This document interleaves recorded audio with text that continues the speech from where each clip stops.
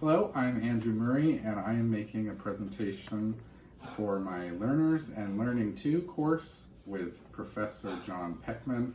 Today is June 6, 2020, and today we're going to be doing an interview with me, Andrew Murray, on Erickson's psychosocial stages of development. Hello, Andrew. Thank you for letting me interview you regarding Erickson's psychosocial stages of development. My pleasure. The purpose of this interview is for you to demonstrate your understanding of the theory and how the theory applies to you and students you currently teach or plan to teach. 1. Imagine I have never heard of Erickson's theory of psychosocial development. Briefly explain salient features of Erickson's theory of psychosocial development. What is the source of this information? So Erik Erickson was a psychologist of children and adults, and he observed that children and adults go through 8 different stages. He conceptualized 8 different stages of psychosocial development. These are categorized as infancy, early childhood, the play age, school age, adolescence, early adulthood, and old age. And in these, my understanding of them comes from Robert Slavin's textbook, Educational Psychology, the 12th edition, which is the reference for this. And I'm also going to be using a graph from Kathy Anderson. She shows in pictures the 8 stages. Each stage has a central conflict that the individual must go through, and it determines their success in life. So for the infant, the basic issue is trust. Can the child trust others in order to take care of themselves? If the child cannot, the child will experience basic mistrust, and that will continue until that stage is complete. The other stages which are important to note, stage 2 is a conflict between autonomy and shame. Either the individual will reach an autonomous stage or find themselves feeling shame. The play age is an initiative versus guilt conflict. The school age is an industry versus inferiority. The adolescent age is a recognition of their own identity versus role confusion of who they really are.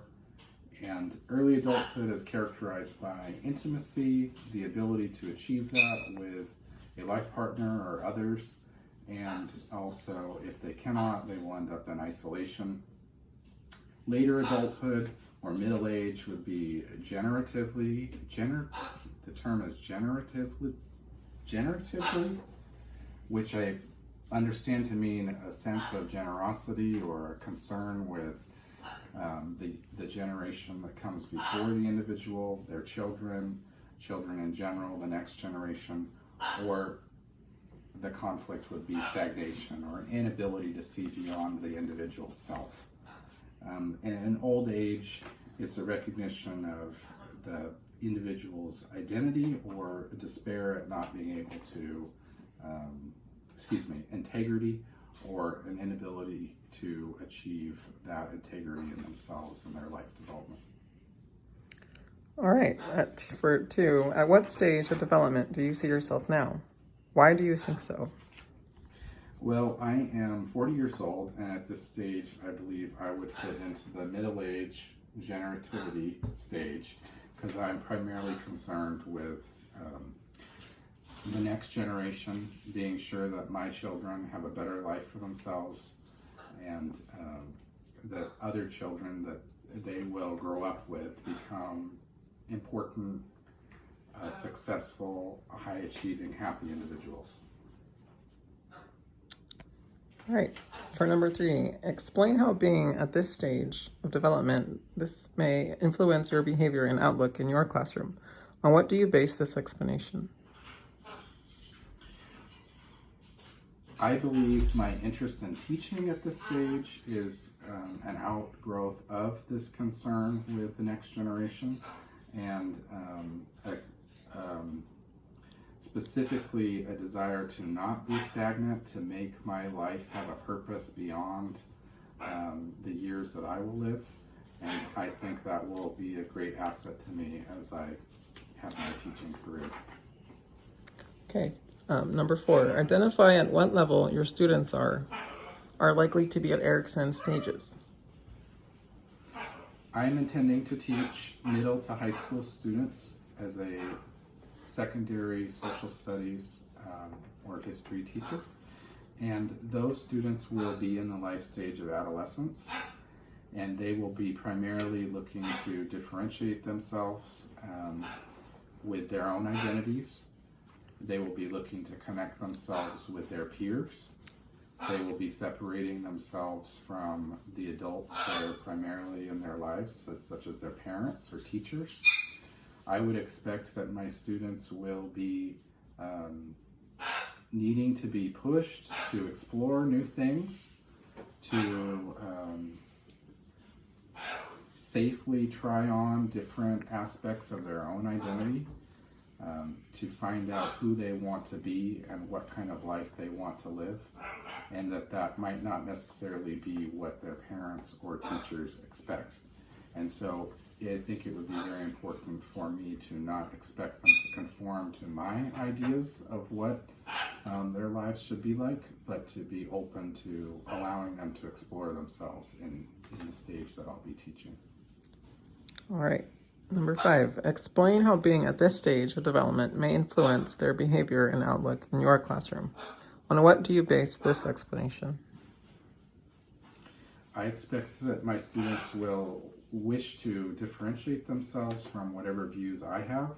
So as I teach, it will be important, I think, to be honest and forthright with them about what I actually think, but also provide them with opportunities to share who they are and provide room in the space of my classroom for them to articulate how they see themselves, what they think is important, the values that they have, and explore that.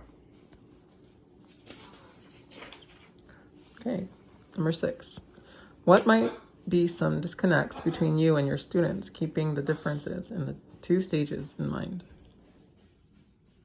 So some disconnects in the generative stage versus the adolescent stage is just the simple trying to keep order and manage student behavior. I think that will be a real test, because sometimes the differentiation isn't with values or with the thoughts or articulated ideas that may come up in a class, but may just be simply how you behave, the clothes that are worn, and some of the behavior from the students may be disruptive.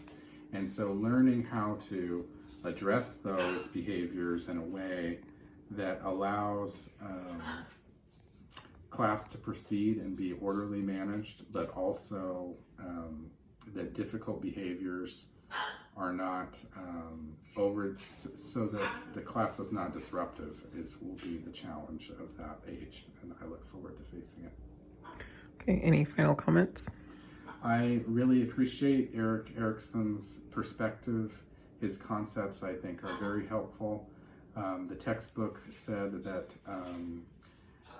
we will see this time and time again, and I think it gives us an analytical tool to appreciate difference and to see how we can overcome the conflicts and help each student become and move forward to the next stage successfully.